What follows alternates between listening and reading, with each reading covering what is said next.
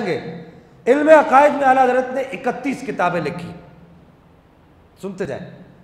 علم کلام میں آپ نے 17 کتابیں لکھی، علم تفسیر میں آپ نے 6 کتابیں لکھی، علم تجوید میں آپ نے 2 کتابیں لکھی، اصول حدیث پر 2، اصول فقہ پر 9، علم حدیث میں آپ نے 11، علم فقہ پر 150 کتابیں لکھی، علم فرائض پر، علم فرائض کیا ہوتا ہے کہ وراثت کا علم، مرنے کے بعد باپ کو کتنا ملے گا تو بیٹے کو کتنا ملے گا، مرنے والے کی بیٹی کو کتنا ملے گا، اس کو علم فرائض کہتے ہیں، بیوی کو کتنا ملے گا۔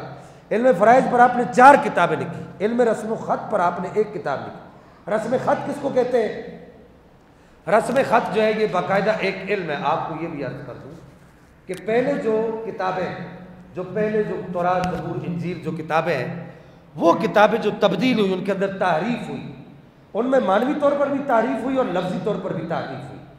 اب آپ دیکھیں کہ ہماری اردو زبان کے اندر، آپ کو میں صرف ایک مثال کے طور پر ایک بات سمجھانا چاہوں گا کہ ہماری اردو زبان میں صلاۃ کا لفظ ایسے لکھا جاتا ہے، صلاۃ، صاد، لام، الف اور تا، لیکن عربی رسم الخط کے اندر صلاۃ کا لفظ ایسے نہیں لکھا جاتا، بلکہ عربی رسم الخط کے اندر صلاۃ کا لفظ ایسے لکھا جاتا ہے، واو کے اوپر کھڑا زبر ڈال کے لکھا جاتا ہے، یہ آپ کو نظر آ رہا ہوگا سب کو۔ زکوٰۃ بھی ایسے لکھا جاتا ہے۔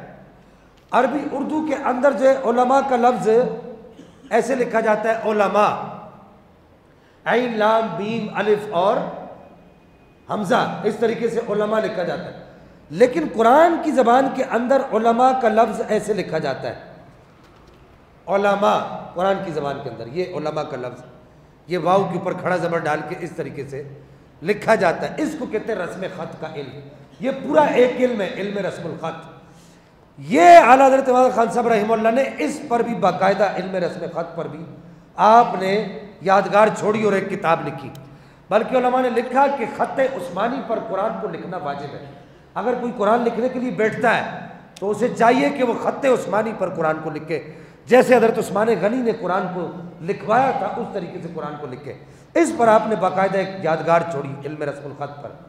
ادب عربی میں آپ نے 6 کتابیں لکھی، علم لغت میں آپ نے 2 کتابیں لکھی، علم سیر میں آپ نے 3 کتابیں لکھی، علم فضائل میں آپ نے 30 کتابیں لکھی، علم مناقب میں آپ نے 18 کتابیں لکھی، علم سلوک، علم سلوک کس کو کہتے ہیں؟ رسول اللہ کو کیسے راضی کرنا ہے، اللہ کو کیسے راضی کرنا ہے، اللہ کی راضی کرنے کے راستے کون سے ہیں، ذکر کیسے کرنا ہے، فکر کیسے کرنا ہے، مراقبہ کیسے کرنا ہے، مناقشہ کیسے کرنا ہے، مجاہدہ کیسے کرنا ہے، ریاضت کیسے کرنی ہے، رات کو جاگ کے رب کو کیسے یاد کرنا ہے، کون سا وظیفہ کیسے پڑھنا ہے، درود پاک کیسے پڑھنا ہے، اس میں جو تاثیر لانی ہے وہ کیسے لانی ہے، اللہ کا ذکر کرنا ہے تو اللہ کے ذکر کی کتنی اقسام ہے، کون سے ذکر سے کون سی تاثیر حاصل ہوتی ہے، کس طریقے سے نفی اس بات کا ذکر کرنا ہے، یہ ساری چیزیں کس طریقے سے ذکر کے بعد مشام جان معطر ہوتے ہیں اور سانسوں سے بھی خوشبو آنے لگتی ہے۔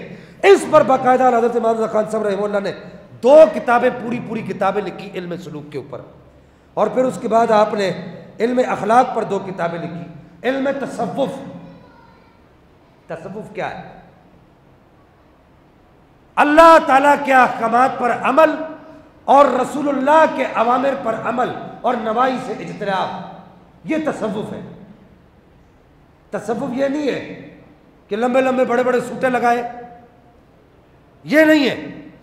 تصوف پر باقاعدہ حضرت امام خان صاحب رحمہ اللہ نے 3 کتابیں لکھی، علم اذکار پر، ذکر و وظائف، اس پر آپ نے 5 کتابیں لکھی، ترغیب و ترہیب پر 1 کتاب لکھی، علم تاریخ 1 کتاب لکھی، ارثماتیقی ایک علم ہے، اب یہ مجھے بھی نہیں پتہ ہے کون سا علم ہے، ارثماتیقی، اس پر اعلیٰ حضرت امام اعظم خان صاحب رحمہ اللہ نے باقاعدہ طور پہ 3 کتابیں لکھی، علم جفر میں 3 کتابیں لکھی، اور علم جفر کی کتاب 3 لکھنے کے بعد آپ نے فرمایا کہ ان کتابوں کو چھاپا نہ جائے، نہ کسی نااہل کو ان کتابوں کو دیا جائے۔